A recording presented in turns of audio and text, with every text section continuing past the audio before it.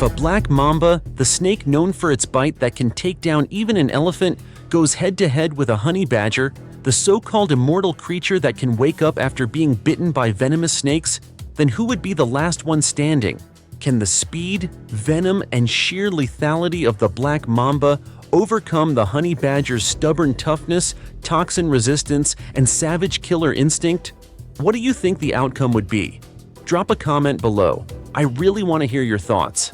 But for now, let's find out the answer together in this video. In the animal kingdom, some creatures spread fear with roars, claws, or sheer size. But the black mamba does not need sound or brute force. It moves like a shadow, and what it leaves behind is the silence of death. Measuring over 13 feet in length, that is more than 4 meters, with a slender body that moves like a ribbon of silver, the black mamba can reach speeds of up to 13 miles per hour, or about 21 kilometers per hour. That is fast enough to catch its prey or outrun predators. It does not slither quietly on the ground.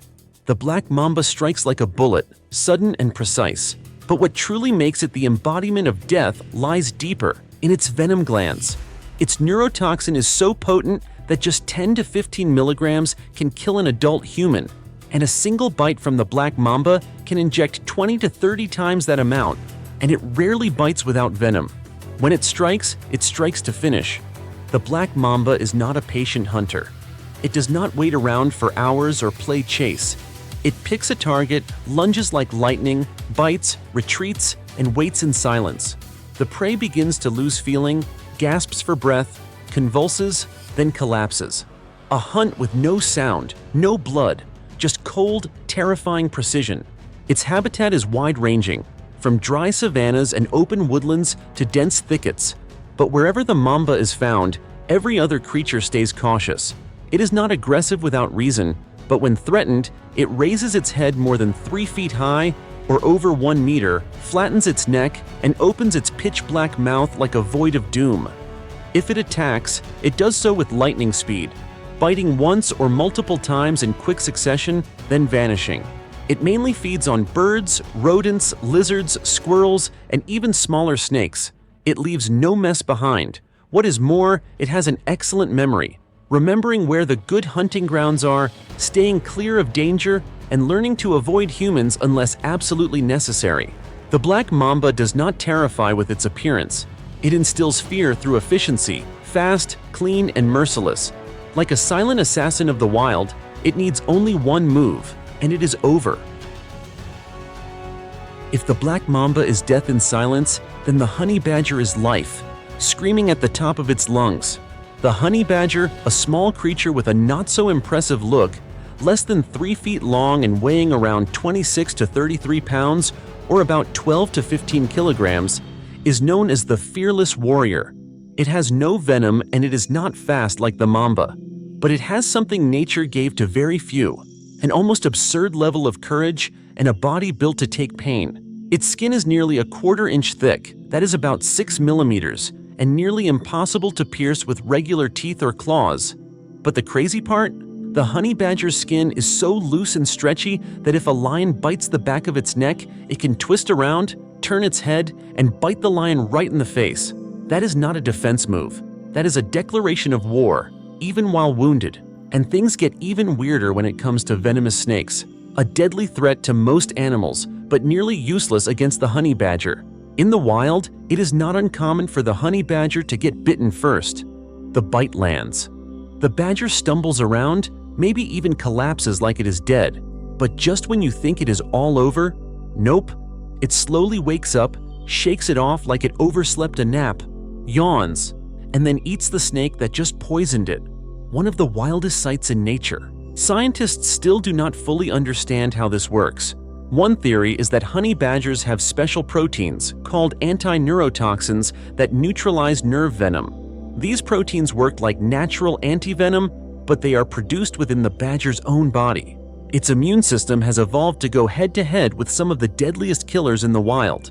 And it does not stop there. The honey badger is a digestive machine with no limits. It eats everything: raw meat, eggs, insects, wild fruit, rotting carcasses, and of course, venomous snakes. You might have seen videos of it raiding a beehive, getting stung in the face hundreds of times, yet still fighting to reach the honey inside. That kind of tenacity is not bravery, it is just who it is. The honey badger does not use tactics. It does not need camouflage. It storms in like a wild tornado, pouncing, clawing, biting, twisting, growling, and then biting again. With a fighting spirit that never backs down, it will take on cobras, jackals, even leopards if it has to. It does not pick weak targets. It picks whoever dares to stand in its way. There is an unspoken rule in the wild. Do not mess with a honey badger unless you are ready to risk your life. A battle between the Black Mamba and the honey badger would be a clash between two completely different survival strategies. On one side, the Black Mamba, built for deadly precision. With a top speed over 13 miles per hour, or about 21 kilometers per hour, and razor-sharp reflexes, it has the perfect advantage to strike first. Its neurotoxin is so lethal that only a few milligrams are fatal. One bite can deliver dozens of times the deadly dose. On paper, it is the kind of predator that should never need a second strike. But its biggest weakness lies in its fighting structure. It only gets one real shot at ending the fight. If that first bite does not do the job, the rest of the battle turns against it. It has no claws, no muscle mass for prolonged combat, and its thin skin makes it vulnerable in close quarters. The mamba's weapon is the quick kill, not endurance. On the other side stands the honey badger, possibly the most unique case in Africa's ecosystem. Small size, average speed, no venom, but equipped with a defensive skill set that goes way beyond the usual. Thick, flexible skin makes it almost immune to even lethal bites, including venomous ones. And its natural resistance to neurotoxins, including the mambas, gives it an unparalleled survival edge. More importantly, the honey badger does not just resist venom, it recovers from it fast.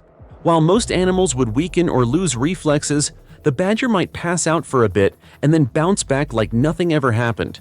Against the mamba, that means even a successful strike does not guarantee victory. The honey badger also dominates in close combat. With strong claws, sharp jaws, and the ability to strike weak spots like the neck or spine, it has everything it needs for a direct fight. Add in its reckless, fearless mindset, and you have a predator that is not terrifying because of size, but because it simply will not stop. In the end, this is not just a contest between speed and endurance. It is a clash between an all-in strategy, strike once and win, and a war of attrition strategy, survive, recover, and strike back. And if the conditions are anything less than perfect for the mamba, the odds start tipping in the honey badger's favor, a creature that is not the strongest, but nearly impossible to beat in any normal way. The honey badger is still part of the food chain, but it bends the rules. And sometimes in the wild, it is the rule breakers that keep nature endlessly fascinating. Nature is full of the extraordinary, and we will keep bringing it to you. Hit that subscribe button to join us on this wild journey of discovery.